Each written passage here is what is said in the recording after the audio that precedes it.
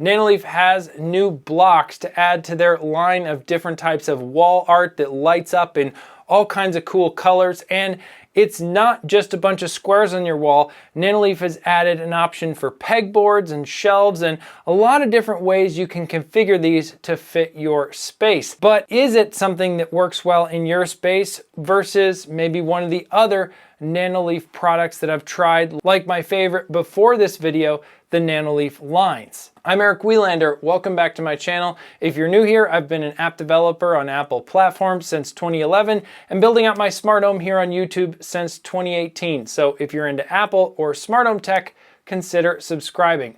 And thanks to Nanoleaf for sending me these blocks to check out before the release date.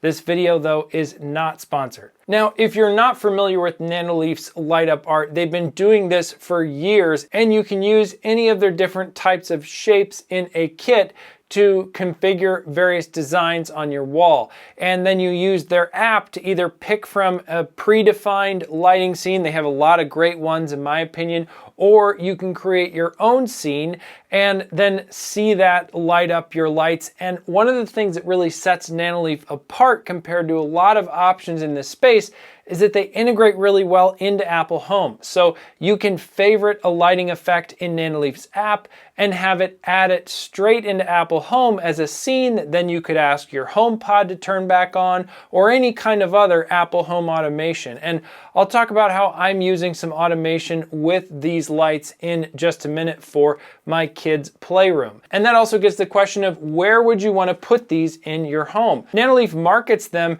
as something that works well in an office or a game room or some kind of entertainment space. And while that I think is a good option, I think they could also work well in something like a younger kid's playroom or maybe even a nursery. Now, to figure out what could work in your space, Nanoleaf sells a bunch of different options of packages for these, given that they have a variety of different components, which is a little bit different than some of their other setups. Of course, they have the classic style Squares Smarter Kit, as they call it, which is just 6 of the light up blocks for $200. Then if you pay $50 more, you step up to the Combo XL package, which is what Nanoleaf sent me.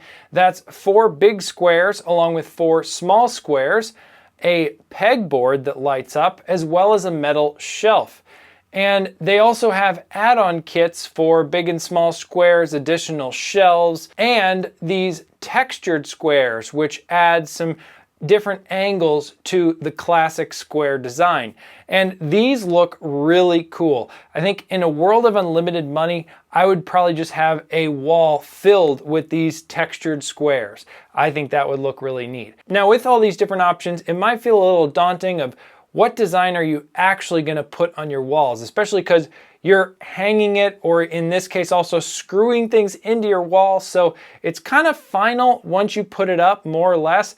And so you can use Nanoleaf's app with an AR feature to see what would a layout of these look like on your wall. And unfortunately, because I got these before the release date, and I set them up then, I wasn't able to test this feature myself, but you can also do what I've done for a bunch of shape installations over the years, is just lay them out on the floor. I think it's a good way to get an idea of what it's gonna look like on your wall. Now, before you put them on your floor and lay them out, you gotta take them out of the box. And one word of warning here, at least with the initial versions of these, there are handles to lift a bunch of these squares out of the box as part of the packaging. And the handles are not strong enough, at least for me, for picking all of these heavy squares out of the box. And so my handles on my box ripped, and then a bunch of my blocks fell as I took them out of the box. Thankfully, none of the blocks were damaged. Everything worked fine. But just a heads up, be a little careful as you're taking these out of the box. I would imagine Nanoleaf will address that sometime in the future. But along with the blocks, you get the Nanoleaf adhesive pads, which we'll talk about more in a minute, as well as special connectors to link blocks together, and then the power supply, which connects with the same style connector, and then the little controls module that gives you some physical controls for these squares right there on your wall. So you don't have to go to your smart home if you or someone else in your house doesn't want to to control these. And then there's the pegboard, which we'll talk about more in a minute, as well as the shelf. And the shelf also has a nice little guard. Depending on how you hang it, that bottom part of the shelf might be exposed, and that just hides some of the screws. I also love how Nanoleaf's thought of all the little details here. They even give you little rubber things to put in some of the holes around the edge of the pegboard, just to make sure that none of those holes are exposed with your final design. Now, I wanted to test out the concept of what are these like just as shapes without the fancy pegboard and the shelves. So when I initially installed them, I just put the blocks on my wall using Nanoleaf adhesive and the connectors. On the back of these blocks, there's a cross frame, and you just put one of these stickers of adhesive on each end of the cross and then put it on the wall, and then it's there. And if you need to lift that block off the wall, you can just pop it off of that frame that's stuck to the wall, add or remove connectors, and put it back on. So that's a nice little trick as you're installing these and maybe figuring out exactly where the power supply should go or the details of how you're connecting these. And that's another recommendation I have for any of the Nanoleaf shape products. It can be really tempting to just go with your initial plan of what you think would work well and what you laid out maybe on your floor. But at the same time, I think it's worth freestyling, and just as you see things that might work a little better as things get on the wall, feel free to change it up a little bit. And when you're using the connectors to connect these blocks, just like any other Nanoleaf shapes, use as few of them as possible, because you don't have enough to connect all the adjacent connections of your design probably. It's really meant to be one or two connections between each of the blocks. Now, if you're a regular viewer of this channel, you might have noticed something very different about what I just said about Nanoleaf Blocks versus a lot of other products. And that's usually that I'm all about adding the thing in software to your smart home before you physically change your home and install the product. That way you know all the software works, it connects to your Wi-Fi or whatever else, no problem. But in this case, the app setup kind of requires that they're hung on the wall and have the initial design. So once you have them on the wall, then you need to add them to your smart home by scanning the HomeKit code, in our case with the Nanoleaf app on your iPhone. And it's really cool because the Nanoleaf app is able to pick up the arrangement you use. Now you need to tell it how it's oriented on the wall, what is up and down, but you don't need to manually tell it where the blocks are. And this is important because it helps the blocks know how to properly lay out different lighting animations. And in this process, it also adds it to your Apple Home. You can give it a room and accessory name there. And we'll talk a little bit more about that Apple Home integration in just a minute and how I'm using it. But now that I had these on my wall, I was really impressed with how much light they put out. They're very bright, and then it just makes whatever effects they have much more immersive even than I think other Nanoleaf light displays that I've seen. But then I wanted to see how this new pegboard works as well as the shelf. Now, adding the pegboard is very straightforward.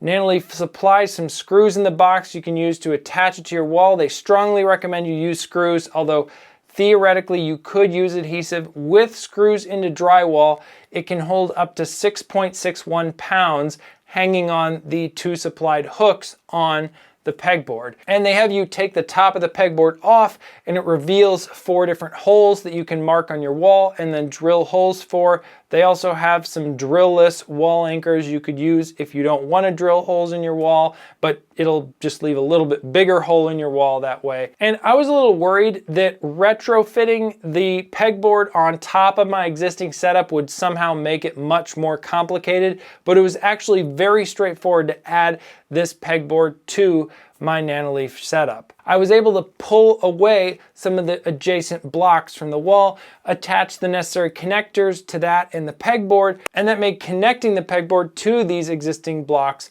much easier than it probably could have been otherwise. Now, with the shelf, retrofitting I think is not what I would recommend. With the setup instructions, it's a little bit unclear exactly how far away the shelf needs to be from the bottom of the frame of these blocks, and I ended up getting it wrong by what I would say is maybe a 1/16 of an inch or a millimeter. It's just a little bit off from where it needs to be, which means that the block where it's supposed to go just doesn't fit. So I just ended up taking the shelf off the wall, and I'm not using the shelf with my setup. Now, since I recorded the last video, Nanoleaf actually came out with an instruction video on how to install blocks, and it helped me clarify something I wasn't understanding looking at the paper manual that comes in the box for installing the shelf.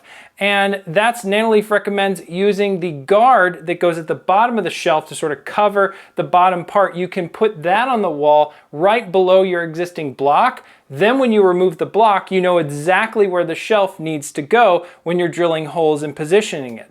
I'm guessing if you wanted to do the same thing but put the shelf between two different blocks, you could remove the top block and have the bottom one do the same kind of effect as the guard. Either way, some clever nuance and design from Nanoleaf, and something you should understand if you're getting these so you don't make the same mistake I did. And now I have a nice shelf here for Tony the cow.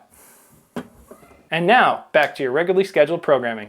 Now, the shelf is rated to hold 3.31 pounds or 1.5 kilograms with screws into drywall. Now, in my kids' playroom, I'm not actually using the pegboard for anything practical, but I do think the difference of that square with the sort of cage around it from the pegboard actually looks really cool. And so I actually like having that in the display, even though I'm not using it as a pegboard. So that's another thing to consider as you're trying to figure out what works in your space, is that you can just use the pegboard as a way to vary the texture. And that's also something to mention with the textured squares add-on kit that has those angled, sort of more bumpy square options. It's that all of these blocks work really well on, and they look really good with their scenes running and lots of colors, but they still are these matte plastic things hanging on your wall that just don't look very good when they're off. I think if you're trying to find a Nanoleaf light system for an area of your home where maybe there's a lot of natural light during a lot of the day, and it's somewhere where you're looking at them a lot while they're off, the Nanoleaf Lines look way better off than these do. Now, of all of these options, like I was saying earlier, in a world of unlimited money, I would just get the textured add-on blocks and just have a wall of those, because I think of the different block options, those and the pegboard look the best in the off state. Just the basic squares don't really look all that good when they're not turned on. But that said, I think there are a lot of rooms, like how Nanoleaf markets it, with an office or some kind of entertainment room, or even a kid's playroom like I used it, where maybe interior design isn't the top priority necessarily, or even if it is, a lot of the time you're using that space is when you'd want to have the lights on anyway, and you could do that with some kind of home automation. And then it's an amazing product, and I think probably the best option in Nanoleaf's line for that kind of scenario, at least right now. And speaking of home automation, that gets to how I'm using these. Now, I mentioned earlier that you can trigger the multicolored scenes for these lights in Apple Home. So the way we have it with our kids' playroom is we like to have it where the playroom is a place they can go during different times of the day, but especially in the morning if they get up before a specific time. And that way they can quietly go into the playroom, have a little bit of time with some dim lighting, play with their toys, and I have one of the Nanoleaf animated light scenes running during this time to just make the room a little bit more fun and inviting. And then at a particular time of the morning, I change it, and this is all Apple Home schedules, to just solid green. So with Apple Home or any other smart home system that talks to the Nanoleaf blocks, you can, of course, just turn them a solid color. So I have them turn solid green, and that's a clear message to the kids that they can leave the playroom and go down and have breakfast or do whatever else with the families. And of course, this is the ideal vision of how everything works with kids. If you have children, you know that's not always the case. And obviously this channel is not at all about anything with parenting. Now, you might be wondering, since there's an Apple Home integration, it works with some other smart home platforms, why isn't there any Matter support? Well, the CEO mentioned on the live stream announcing these blocks that Matter doesn't really have any kind of way right now to have a scene or a routine where you could send a whole series of commands to a particular device, and also in the case of something like these Nanoleaf blocks, have a multicolored sequence that's then triggered. Even if Matter didn't know all about that sequence, there's no way to arbitrarily set something like that up in the existing Matter accessories. So unfortunately, no Matter support with these, but I don't think it's a deal breaker. And hopefully Matter will add some kind of thing that will enable Nanoleaf to support Matter with these down the road. But I wouldn't hold my breath on that happening anytime soon. Either way, I think it's a great option in Apple Home, especially if you have a room where these fit. I think they might be tied with Lines as my two favorite Nanoleaf wall art products, just as I mentioned, Lines and Blocks being for different circumstances in your home. Give this video a thumbs up if you liked it, subscribe to the channel if you aren't already, and check out one of my other videos here on the screen. I have my Lines review, which is a little bit older, as well as another video you might be into. Thanks again so much for watching, and hope to see you in your next video.